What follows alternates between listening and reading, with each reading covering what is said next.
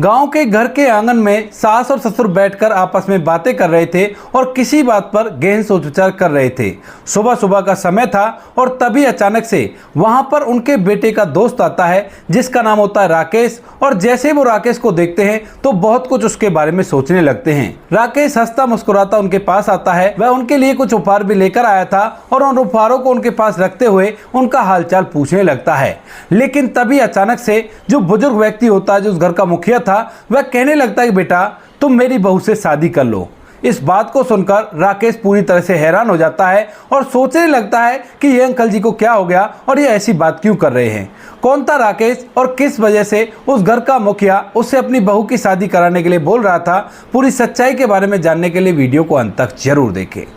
गुजरात के अंदर एक छोटा सा गांव होता है जिस गांव के अंदर एक परिवार रहा करता है। परिवार के मुखिया जिनका नाम नंदकिशोर है और नंदकिशोर का एक बेटा है जिसका नाम है प्रवीण। प्रवीण के घर में उसके माता पिता हैं और वह पढ़ाई लिखाई करके एक प्राइवेट कंपनी में अच्छी खासी नौकरी किया करता है। अब बेटा जो कि जवान हो गया था और शादी के योग भी हो गया था, तो माता पिता उसकी शादी के लिए इधर उधर लड़की ढूंढने लगते हैं। दरअसल प्रवीण अपने माता पिता की इकलौती संतान है, तो इसी वजह से माता पिता उसके लिए बहुत ही अच्छी लड़की ढूंढना चाहते हैं जो उनके घर को भी संभाले और उनकी देखरेख भी अच्छी तरह से कर ले। इसी वजह से वह इधर उधर घूमकर कई लड़कियों को देखते हैं, लेकिन उनमें से एक ही लड़की उनको पसंद आती है जिस लड़की का नाम होता है नेहा। नेहा का गाँव यहाँ से लगभग 15 किलोमीटर दूर था और नेहा को वो अपने बच्चे के लिए पसंद कर लेते हैं। अब जब लड़की देख ली गई थी तो उसके बाद दोनों बच्चों की शादी तय करा दी जाती है और एक निश्चित मुहूर्त पर दोनों बच्चों की शादी धूमधाम और रीति रिवाजी के साथ हो जाती है। शादी होने के बाद जो प्रवीण होता है उसके घर में नेहा दुल्हन बनकर आती है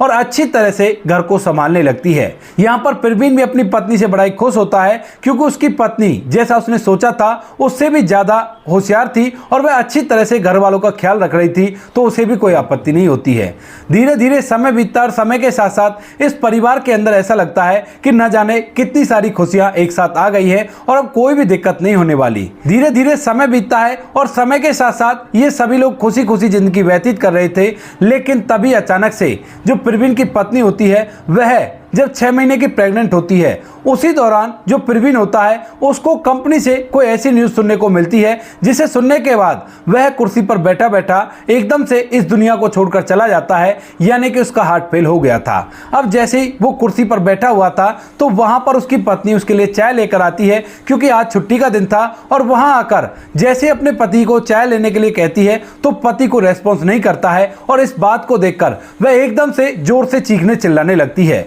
अब यह बात देखकर माता पिता जो प्रवीण के होते हैं वह भी वहां पर आते हैं और वह जैसे ही अपने बेटे को टच करके देखते हैं तो उन्हें लगता है कि शायद बेटा अब इस दुनिया में नहीं रहा है। लेकिन माता पिता इस बात को कबूल नहीं कर पाते हैं। वह पड़ोसी की एक गाड़ी लेते हैं और उस गाड़ी में उस बच्चे को डालकर सीधा हॉस्पिटल ले जाते हैं और वहां पर जो डॉक्टर साहब होते हैं वह भी उसको मृत घोषित कर देते हैं और उसके बाद ये लोग उसे वापस ले आते हैं। घर के अंदर पूरी तरह से कलह का माहौल था और सभी लोग प्रवीण के लिए बहुत ज्यादा विलाप कर रहे थे क्योंकि प्रवीण अड़ोस पड़ोस के गांव में भी जो लोग थे वह भी प्रवीण से बहुत ज्यादा प्यार किया करते थे क्योंकि प्रवीण का स्वभाव बड़ा ही अच्छा था और वह सभी लोगों के साथ मिलजुल कर रहने में विश्वास किया करता था। गांव का अगर कोई भी व्यक्ति जैसे वो रोज के रोज कंपनी जाया करता था तो उससे कुछ लाने के लिए कह दिया करता तो वह भी फौरन से उसको लाकर दे दिया करता और कभी कभार तो अपने पास से पैसे दे दिया करता क्योंकि प्रवीण के पास पुश्तैनी जमीन भी ठीक ठाक है और ऊपर से वह अच्छे से नौकरी भी लगा हुआ है, तो रुपए पैसों की उसे कोई भी दिक्कत नहीं है। इसी वजह से गांव के ढेर सारे लोग उसके अंतिम संस्कार में शामिल होते हैं और पूरे गांव के अंदर एकदम से प्रवीण का शोक मनाया जाता है। इसके बाद धीरे धीरे शोक सभा भी समाप्त हो जाती है और वो लोग दोबारा से घर के अंदर नॉर्मल रहने लगते हैं। लेकिन यहाँ पर जब प्रवीण के पिता नंदकिशोर जब भी अपनी बहू को देखते हैं घर के अंदर घूमते हुए तो एकदम से उन्हें अपने बेटे की याद आ जाया करती और वह फूट फूट कर रोने लगा करते। इसके बावजूद भी जो प्रवीण के पिता हैं वो अपने मन को संभालते हैं और धीरे धीरे कुछ समय और बीत जाता है। जैसे प्रवीण की मौत को लगभग 3 महीने बीतते हैं तो उसी दौरान नेहा की डिलीवरी का समय आता है और उसको जब हॉस्पिटल ले जाया जाता है तो वहां पर नेहा की डिलीवरी हो जाती है और उसने एक लड़की को जन्म दिया था। जैसे पिता लड़की को देखता है तो एकदम से उसके सारे मान मर्यादा खत्म हो जाते हैं क्योंकि अब तक वह सोच रहा था कि कोई बात नहीं, बेटा चला गया तो क्या हुआ, हो सकता है ऊपर वाला हमारी बहू से हमारे बेटे को दोबारा दिला दे और हमें एक पोता हो जाए तो बड़ा ही अच्छा रहेगा, कम से कम हमारा वंश तो चल जाएगा। यही उम्मीद के सहारे वह लोग जी रहे थे। लेकिन जैसे बेटा बेटी होती है तो एकदम से उनकी पूरी उम्मीदें ठप हो जाती हैं और वह अपने मन ही मन अपने आप को बहुत ज़्यादा कोसने लगते हैं, अपनी किस्मत को कोसने लगते हैं और सोचते हैं कि हमारी किस्मत ही बेकार है जिस वजह से ये सब कुछ हो गया। इसके बाद वो लोग दोबारा से घर रहने लगते हैं, लेकिन जैसे ही बच्ची 3 से 4 महीने की होती है तो उसके बाद जो प्रवीण के पिता होते हैं उनसे नहीं रहा जाता और एक दिन अपनी पत्नी के सामने अपनी बहू से कहने लगते हैं कि बेटी तू ऐसा कर, अब अपने गांव चली जा और वहां से दूसरी शादी कर लेना, इस बच्ची को हम पाल लेंगे, हमारी वजह से तू अपनी जिंदगी क्यों बर्बाद कर रही है। लेकिन यहाँ पर जो बहू होती है वो साफ साफ बोल देती है कि बाबूजी आपके बेटे ने मुझसे वादा लिया था जब मेरी शादी होकर मैं इस घर में आई थी कि कभी भी मेरे माँ बाप को दुख मत देना और मैं अगर रहूं या ना रहूं उसके बाद भी मेरे माँ बाप का अच्छी तरह से सेवा पानी करना, कोई भी कसर मत छोड़ना। मैंने उस टाइम पर उनसे वादा किया था और इस वादे को मैं चाहकर भी नहीं तोड़ सकती। अब इस बात को सुनकर जो प्रवीण के पिता होते हैं वह कहने लगते हैं कि नहीं बेटी, वो वादे सब खोखले हुआ करते हैं और उनकी वजह से तू अपनी जिंदगी को बर्बाद मत कर, क्योंकि तुम्हारे सामने पहाड़ सी जिंदगी पड़ी है और अपनी जिंदगी को किसी और के साथ व्यतीत कर, लंबी जिंदगी है ऐसे व्यतीत नहीं होगी। लेकिन बहू साफ साफ मना कर देती है और इसके बाद जो प्रवीण के पिता होते हैं वह चुपचाप वहां पर रह जाते हैं। कुछ दिन ऐसे बीत जाते हैं और उसके बाद जो प्रवीण के पिता होते हैं उन्हें फिर से अपनी बहू की फिक्र होती है, क्योंकि बेटे के जाने के बाद जो बहू है और भी ज्यादा उनका ध्यान रखा करती है और यह बात उनसे बिल्कुल भी सहन नहीं होती कि इतनी अच्छी बहू हमारी अपनी जिंदगी को ऐसे बर्बाद ना करे। तो इसी वजह से जो प्रवीण के पिता होते हैं अपने समधी के पास फोन करते हैं और समधी से फोन करके उनकी बेटी को अपने पास बुलाने के लिए कहते हैं। और जब नेहा के पिता पूछते हैं कि आप ऐसा क्यों कह रहे हो तो कहने लगते हैं कि ऐसा है, मेरा बेटा तो इस दुनिया को छोड़कर जा चुका है, लेकिन आपकी बेटी उसके पीछे अपनी जिंदगी को बर्बाद कर रही है। हम लोगों का जीवन तो जैसे तैसे कट जाएगा, लेकिन ये जिद लगाकर बैठी है कि मैं भी यहीं पर रहूंगी। अब इसके बाद उनके जो समधी होते हैं वह उसकी भावनाओं को समझते हैं और समझने के बाद एक दिन अपनी बेटी से बात करते हैं,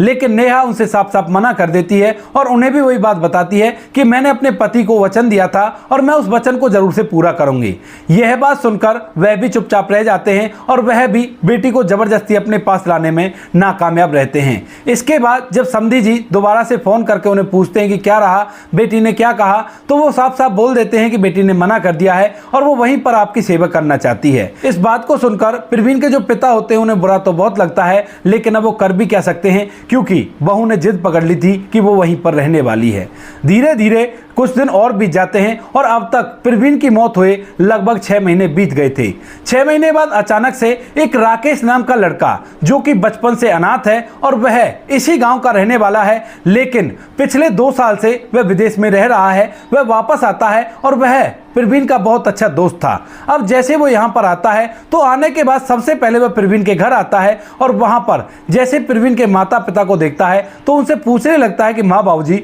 मैंने तो सुना है कि प्रवीण इस दुनिया को छोड़कर जा चुका है। तो उसके बाद प्रवीण के माता पिता भी फूट फूट कर रोने लगते हैं और उसे अपना पूरा दुखड़ा सुना देते हैं। राकेश को प्रवीण के जाने का बड़ा ही गम था, क्योंकि जब वह अकेला रह गया था, उसके माता पिता नहीं रहे थे, तो उसके बाद प्रवीण अपने घर से खाना ले जाकर उसे खिला दिया करता और कभी कभी तो अपने पास ही सुला लिया करता। इसी वजह से जो प्रवीण के माता पिता हैं वह भी राकेश को अच्छी तरह से जाना पहचाना करते हैं और यहाँ पर जो राकेश होता है वह भी उनको अपने माता पिता के समान ही समझा करता है। राकेश की आंखों में आंसू थे, प्रवीण की मां की आंखों में आंसू थे और प्रवीण के पिता की आंखों में आंसू थे। वहीं पर अंदर जो प्रवीण की पत्नी थी नेहा, वह भी इन सभी बातों को सुन रही थी और उसकी आंखों में भी आंसू थे। लेकिन थोड़ी देर में सब कुछ माहौल शांत हो जाता है और उसके बाद जो राकेश होता है प्रवीण के माता पिता को दिलासा देता है और कहता है कि आप चिंता मत करो, मैं भी तो आपका ही बेटा हूं, अब मैं विदेश वापस नहीं जाऊंगा, मैं यहीं पर कहीं ना कहीं काम करूंगा और जब भी मुझे टाइम मिलता रहेगा मैं आप लोगों के पास आता रहूंगा और आपकी देखरेख करता रहूंगा। इस बात को कहकर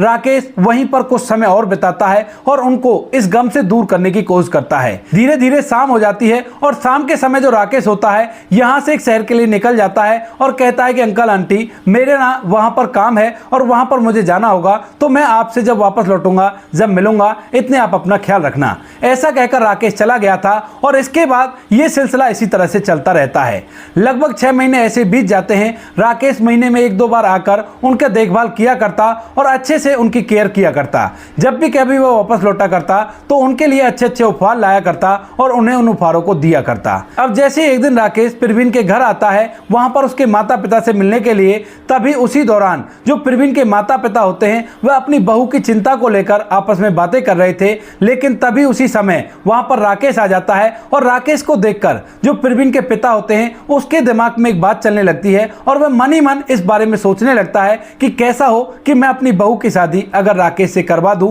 तो उसका यह सपना भी पूरा हो जाएगा कि यहां पर रहकर हमारी सेवा भी कर सकती है और ऊपर से वह शादी भी कर लेगी और उससे उसकी जिंदगी भी सफल हो जाएगी। यही सोचकर वह अपने मन में गहन सोच विचार करता है। लेकिन वहां पर आने के बाद जो राकेश होता है वह पहले तो उनको तोहफे देता है और थोड़ी देर तक बातचीत करता है। बातचीत करने के बाद वह वॉशरूम में जाकर फ्रेश होने के लिए जाता है और जब वह वापस लौटता है इतनी देर में जो प्रवीण के पिता होते हैं उन्होंने प्रवीण की मां से ये बात कर ली थी और प्रवीण की मां को भी ये बात सही लगती है। जब राकेश वापस लौटता है तो वापस लौटने के बाद जो प्रवीण के पिता होते हैं वह राकेश के सामने इस बात को रख देते हैं। कहते हैं कि बेटा हम चाहते हैं कि तू हमारी बहू से शादी कर ले क्योंकि अभी उसकी उम्र ज्यादा नहीं है और वो जिद करके बैठी है कि उसे हमारी सेवा करनी है और वैसे तू भी यही चाहता है जैसा कि तेरी बातों से अंदाजा लगा है, तो क्यों ना तू उससे शादी कर ले और शादी करके उसी के साथ घर को बसा। अगर तुझे कोई भी परेशानी हो तो तू साफ साफ बोल देना, जबरदस्ती हम तेरे से बिल्कुल भी नहीं करेंगे। अब इस बात को सुनकर जो राकेश होता है वो एकदम से पूरी तरह से हैरान हो जाता है और थोड़ी देर इस बात पर सोचने लगता है। अब इस बात को सोचने के बाद राकेश कहने लगता है कि अंकल आंटी आप जो कुछ कह रहे हैं वो ठीक तो है, मैं भी आपकी सेवा करना चाहता हूं, लेकिन पहले अपनी बहू से तो पूछ लो क्या वो मुझसे शादी करने के लिए तैयार है, क्योंकि कहीं ऐसा ना हो कि मैं हामी भर लूं और वो मना कर दे। इस बात को सुनकर प्रवीण के माता पिता को भी ये बात की सोच आती है और उसके बाद वह अपनी बहू को बुलाकर उससे इस बारे में पूछने लगते हैं। यहाँ पर जो नेहा होती है वह साफ साफ मना कर देती है और कहने लगती है कि नहीं बाबूजी, मैं आपको छोड़कर कहीं भी नहीं जा सकती और मैं यहीं पर रहूंगी। लेकिन तभी जो प्रवीण के पिता होते हैं वो कहने लगते हैं कि तुम्हें यहाँ से जाने के लिए कौन कह रहा है, ये हमारा दूसरे बेटा जैसा है और काफी दिन हो गए हैं इसको जवान हुए, लेकिन अभी तक इसकी शादी नहीं हुई है। पहले तो विदेश चला गया था लेकिन उसके बाद भी ये शादी करने के लिए तैयार नहीं है, तो ऐसा करो तुम इससे शादी कर लो, तुम यहीं पर रह लेना और हमारी सेवा करते रहना। अब इस बात को सुनकर जो नेहा है वो भी थोड़ी देर तक सोच विचार करती है और पिछली उन बातों को सोचती है जब प्रवीण के पिता उससे बार बार कहा करते थे कि बेटी शादी कर ले, चाहे कहीं भी कर ले, हमें इससे कोई आपत्ति नहीं है, लेकिन अपनी जिंदगी को इस तरह से बर्बाद मत कर। तो उसके बाद नेहा भी इस फैसले पर कायम हो जाती है और कहने लगती है कि ठीक है बाबूजी, अगर मैं यहीं पर रहूंगी तो कोई बात नहीं, मैं इनसे शादी करने के लिए तैयार हूं। वहीं पर जो राकेश होता है जब उससे दोबारा पूछा जाता है तो वह भी इस चीज के लिए तैयार हो जाता है और उसके बाद जो प्रवीण के माता पिता होते हैं खुद अपने घर से पैसा खर्च करके दोनों की धूमधाम से शादी कराते हैं और शादी कराने के बाद उन्हें घर के अंदर रखने लगते हैं। गांव के अंदर जब ये बात फैलती है कि इस तरह से प्रवीण के पिता ने अपने बेटे के खास दोस्त से उसकी शादी करा दी है और इसके बाद वो लोग खुशी खुशी उस घर में रह रहे हैं, तो लोग वाहवाही करने लगते हैं और कुछ लोग कहने लगते हैं कि एक विधवा से एक अनाथ बच्चे की शादी करा दी, ये कोई ठीक थोड़ी ना है। ये बातें उड़ते उड़ते राकेश के कानों तक भी पहुंच जाती हैं। तभी जो राकेश होता है इस बात के लिए एक दिन गांव के कुछ लोगों को इकट्ठा करता है और इकट्ठा करने के बाद कहने लगता है कि जो कुछ भी हुआ है वो सारा कुछ मेरी मर्जी से हुआ है और इसमें किसी को भी कोई बुरा देने की जरूरत नहीं है। यानी कि यहाँ पर राकेश ने स्पष्ट कर दिया था कि इस शादी से उसे कोई भी आपत्ति नहीं है और ना ही इस शादी के लिए कोई भी जोर जबरदस्ती उस पर नहीं की गई है। फिलहाल के समय में राकेश को 2 बच्चे हो चुके हैं, 2 में से एक लड़का है और एक लड़की है और माता पिता उन दोनों को अपने पास ही रखकर पाल रहे हैं। राकेश बाहर जाया करता है लेकिन जब भी यहाँ पर आया करता है प्रवीण के माता पिता की अपने माता पिता की तरह सेवा किया करता है और यहाँ पर यही उसका घर हो गया है। इसी तरह से वो लोग अपना जीवन जी रहे हैं और कोई भी कैसी भी दिक्कत नहीं है। तो दोस्तों ये थी आज की कहानी, आपको जैसी भी लगी हो कमेंट सेक्शन में बता देना। वीडियो अगर अच्छी लगी हो तो वीडियो को लाइक और चैनल को सब्सक्राइब जरूर करें ताकि हमें थोड़ा सा हौसला मिले आप लोगों के लिए ऐसे अच्छे वीडियो बनाने के लिए। इन कहानियों को सुनाने का उद्देश्य किसी को परेशान करना बिल्कुल भी नहीं है। ये कहानी आपको इसलिए सुनाई जाती है ताकि आप लोग इन कहानियों में से कुछ ना कुछ सीख सको और अपने जीवन में उस चीज़ को अप्लाई कर सको। मिलते हैं किसी नेक्स्ट वीडियो में नए टॉपिक के साथ, तब तक के लिए जय हिंद, जय भारत, जय हिंदुस्तान।